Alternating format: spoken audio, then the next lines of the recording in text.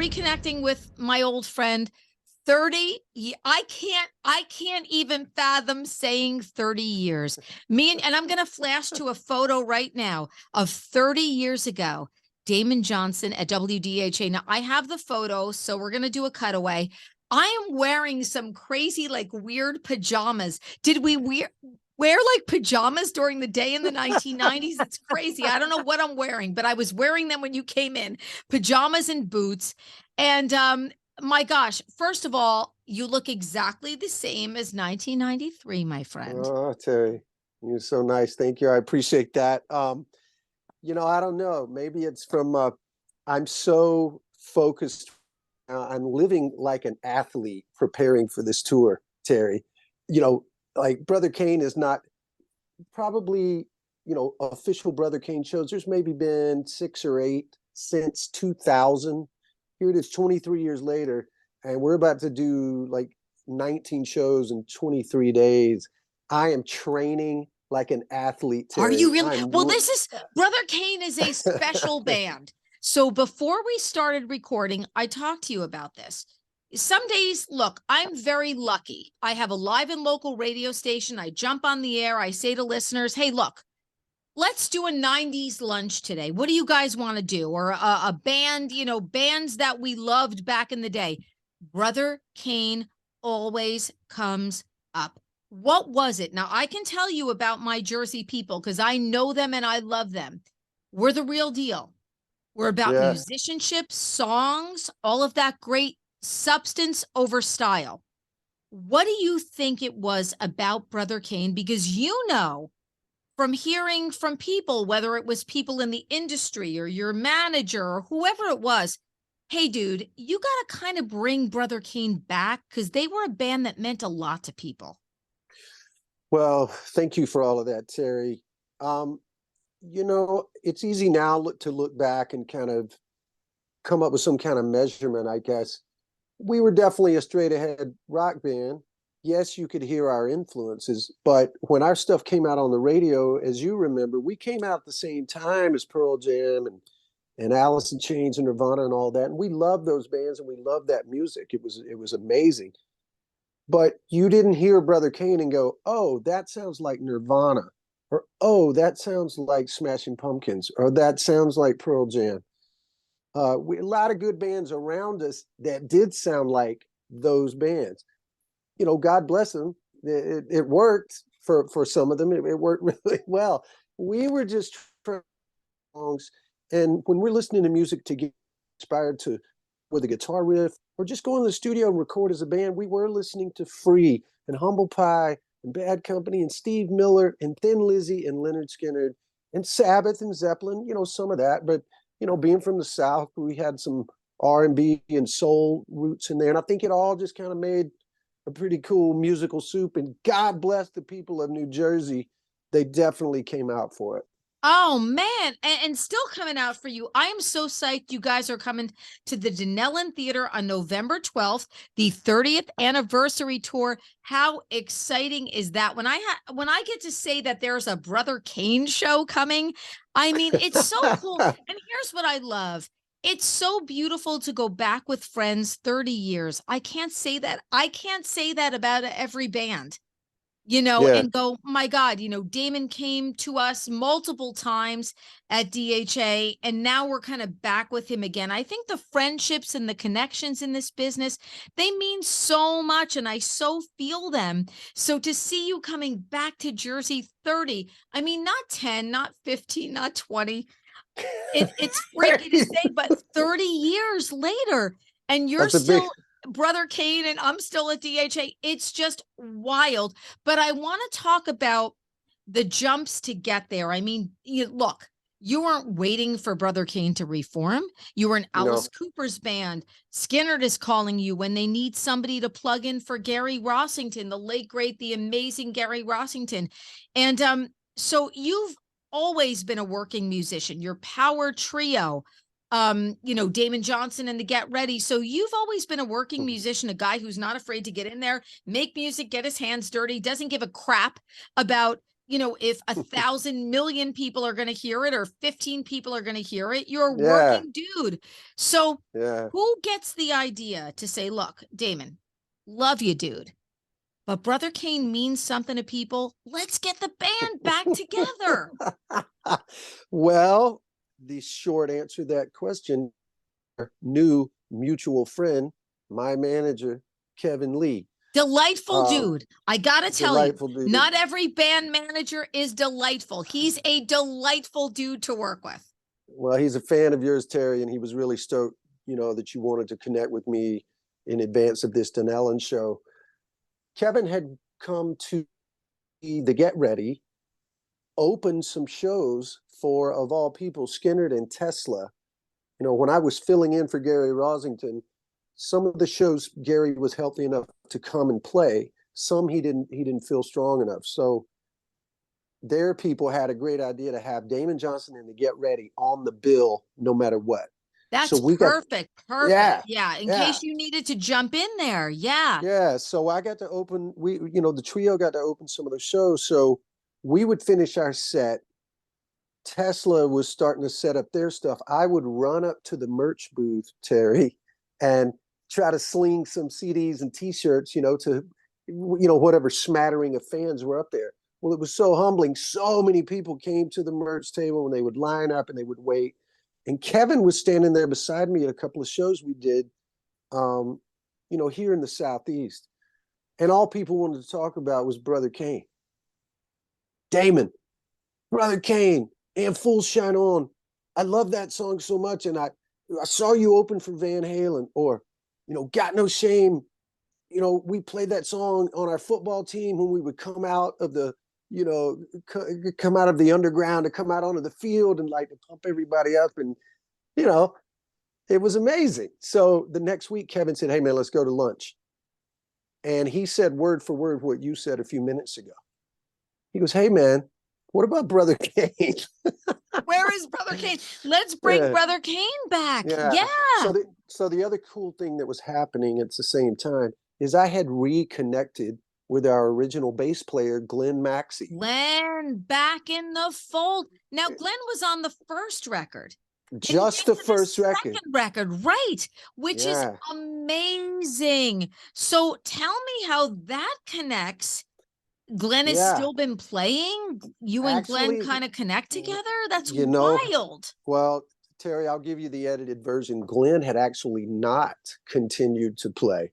Wow. When Glenn left Brother Cane in late '94, that guy got a straight gig and he raised his two sons and just kind of got out of the business for a long, long time.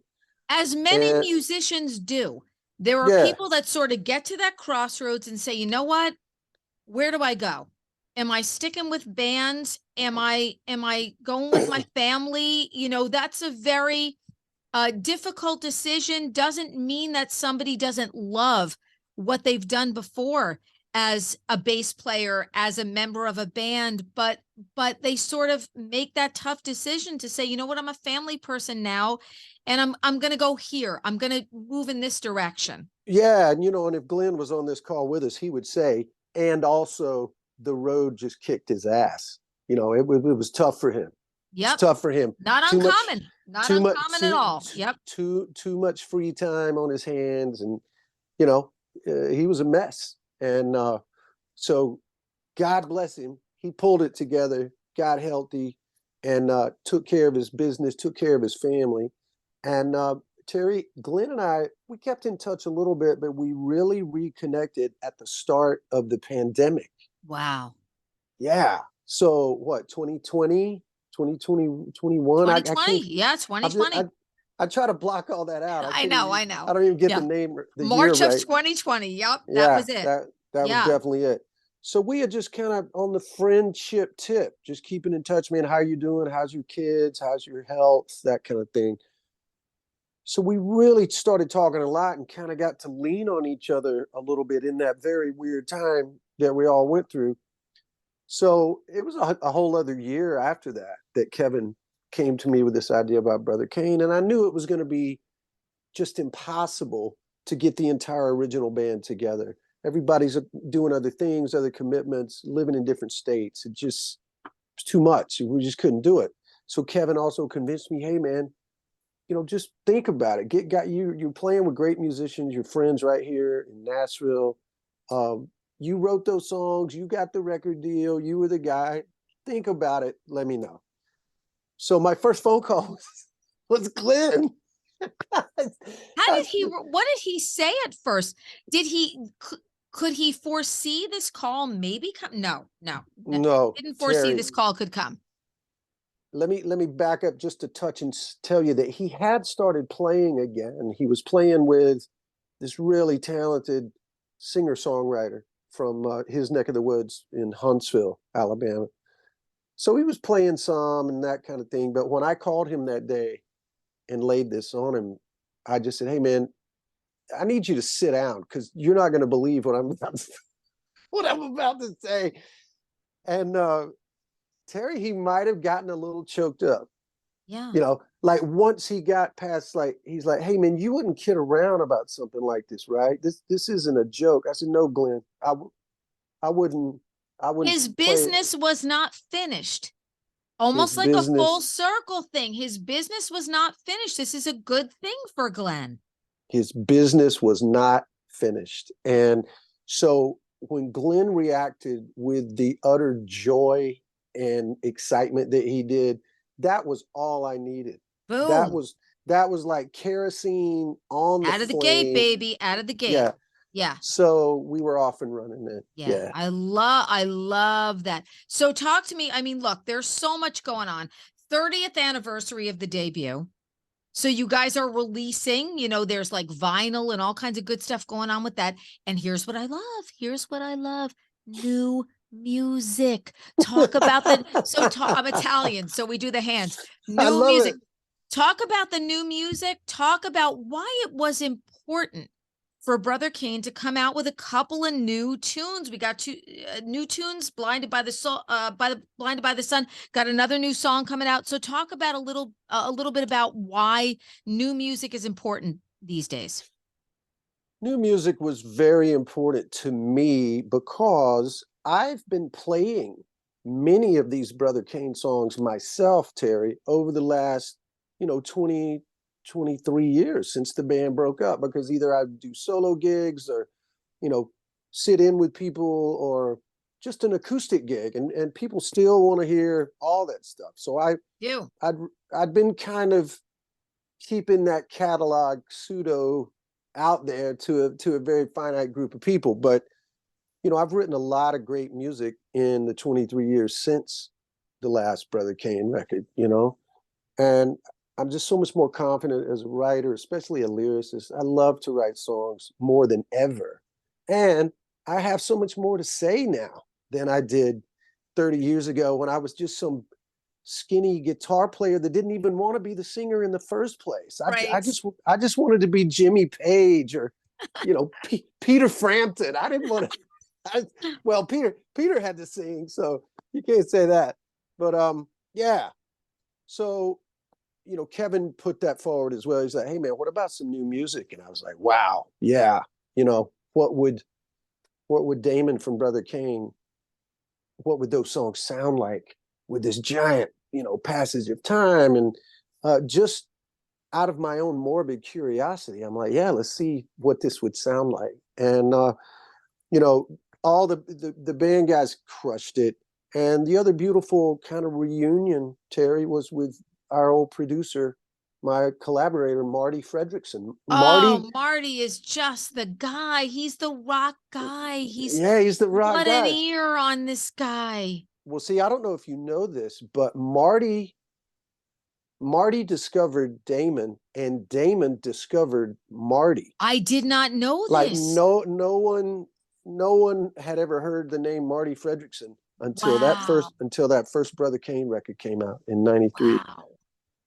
So I had been like those previous 2 years, we had a development deal, and I was co-writing with any and everybody because, as you remember, I became the singer by default, and I knew I wasn't going to sing those songs that the previous guys. I knew I needed to write some stuff I believed in, or, that I could feel authentic standing behind the microphone.